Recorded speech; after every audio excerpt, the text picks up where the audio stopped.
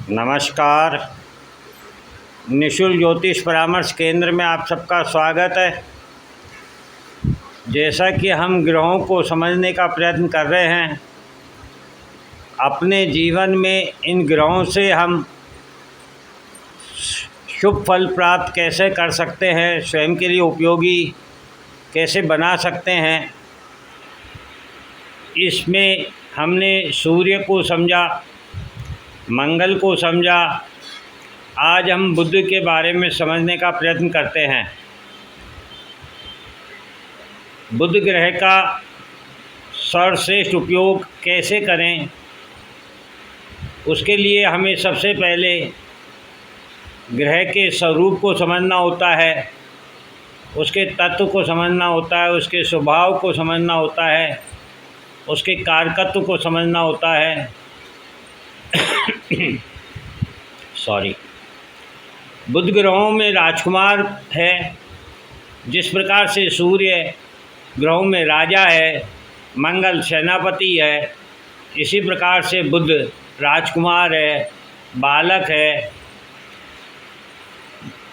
बुध का देव स्वभाव होता है। बुध वाणी, कम्युनिकेशन, गणित, व्यापार के कारक ग्रह हैं।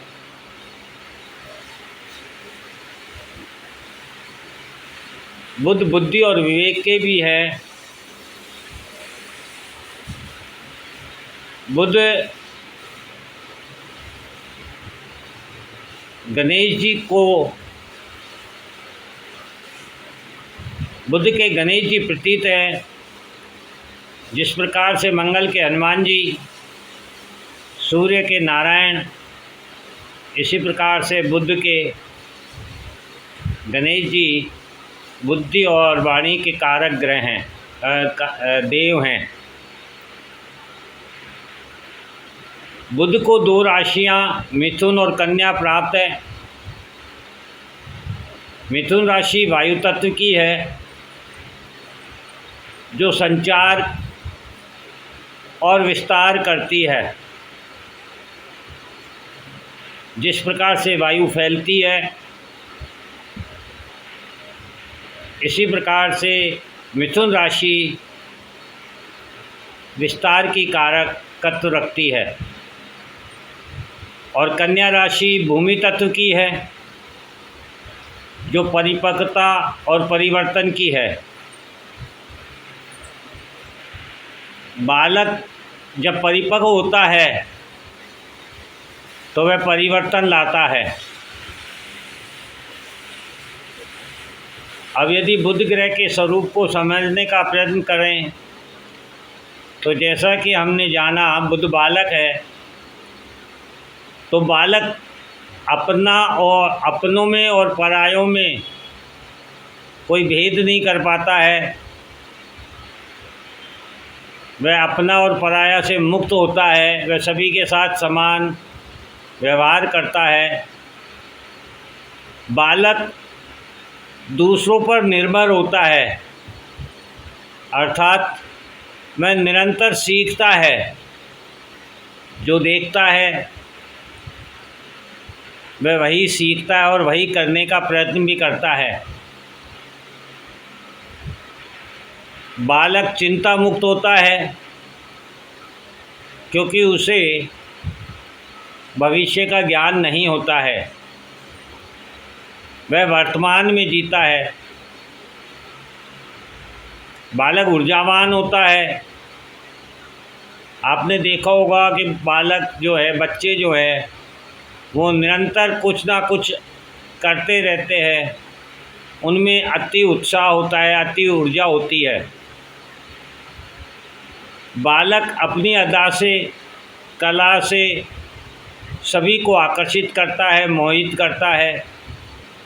इस प्रकार का बुध का स्वरूप होता है। अब यदि हम मिथुन राशि को समझने का प्रयत्न करें तो मिथुन राशि के स्वामी बुध हैं। मिथुन राशि वायु तत्व की है और मिथुन राशि का देव स्वभाव है। मिथुन राशि का जो प्रतीक चिन्ह है वह एक लड़का और एक लड़की दोनों साथ हैं। इससे यह स्पष्ट होता है कि जब दो विपरीत धुरी या विपरीत परिस्थिति या विपरीत स्वभाव किसी का होता है तो वह एक दूसरे को अपनी ओर आकर्षित करते हैं। यह बुध है और आकर्षण के लिए संवाद जरूरी है और संवाद वाणी और कला के द्वारा संभव है।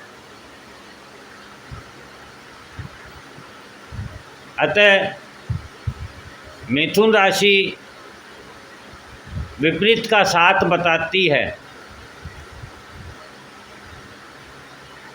हमेशा पेयर में होती है, जोड़ होता है, वह भी विपरीत के साथ होता है। जो आपके पास नहीं है उसके प्रति आकर्षण देती है मिथुन राशि। उसे पाने के लिए बुद्धि, विवेक, संवाद, वाणी और पराक्रम भी मिथुन राशि से ही प्राप्त होता है। इसी प्रकार से कन्या राशि, जिसके स्वामी बुध हैं, कन्या राशि भूमि तत्व की है। कन्या राशि का भी दिव्य स्वभाव है। कन्या राशि का प्रतीक चिन्ह एक परिपक्व कन्या है जो विचारों में मग्न है। इस प्रतीक चिन्ह से जब हम समझने का प्रयत्न करते हैं तो हम पाते हैं कि जब बालक परिपक्व होता है तो उसके विचारों में परिवर्तन जन्म लेता है। वह कुछ नया करना चाहता है, पुराने विचारों को बदलना चाहता है। इसे ही नवसृजन कहते हैं। और जब नवसृजन होता है तो पुराना समाप्त हो जाता है। इससे यही निष्कर्ष निकलता है कि बुध की दोनों राशियां जो दिव्य स्वभाव रखती है वह बताती है कि हम अपनी वाणी के द्वारा ही अपने मित्र भी बना सकते हैं और कड़वी वाणी के द्वारा अपने शत्रु भी बना सकते हैं।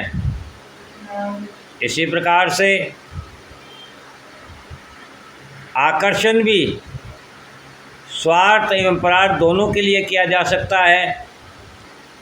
और जब हम परार्थ के लिए आकर्षित करते हैं तो हम समाज को कुछ देते हैं। तो बुध हमें अच्छा शुभ फल प्रदान करता है। और जब हम स्वार्थ हित में होकर आकर्षित करते हैं तो स्वार्थ के वशीभूत हम लोभ से परिपूर्ण होते हैं और झूठ, फरेब, धोखा से हम आकर्षित करते हैं। तब बुध हमें विपरीत प्रभाव देते हैं।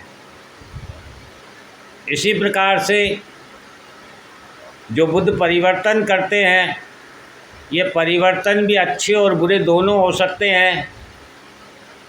आपके संगत का, एक बालक पर उसकी संगत का, उसके संस्कारों का, उसके वातावरण का उस पर बहुत अधिक प्रभाव पड़ता है। यदि वह अच्छी संगत में रहता है तो अच्छे परिवर्तन लाता है और वह बुरी संगत में रहता है तो वह बुरे परिवर्तन लाता है, जिससे बुध उसे अशुभ फल प्रदान करते हैं। इस प्रकार से यदि हमको बुध ग्रह से श्रेष्ठ फल प्राप्त करने हैं तो हमें स्वयं को सदा बालक समझना होगा और ज्ञान प्राप्त करने के लिए सदा तत्पर रहना होगा। हमें कभी किसी में भेदभाव नहीं करना चाहिए, क्योंकि सभी ईश्वर की संतान हैं। इसलिए हम सदा सीखते रहें तो हमें जीवन जीने में आसानी होगी। हमेशा चिंता मुक्त रहें। चिंता चिता का कारण है।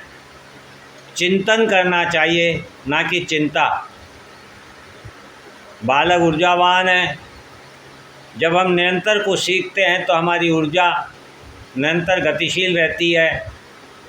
और सदा हम ये ध्यान रखें कि अपनी वाणी से, अपनी अदा से, अपनी कला से हम लोगों को अपना मित्र बनाएं, ना कि शत्रु। जब भी हम कोई कार्य करें वह परार्थ के लिए हो, जो भी हम परिवर्तन करें वह अच्छे के लिए हो। इस प्रकार से यदि हम बुद्ध का इस्तेमाल अपने जीवन में करते हैं तो बुद्ध ग्रह हमें श्रेष्ठ फल प्रदान करते हैं। जय हिंद, जय भारत।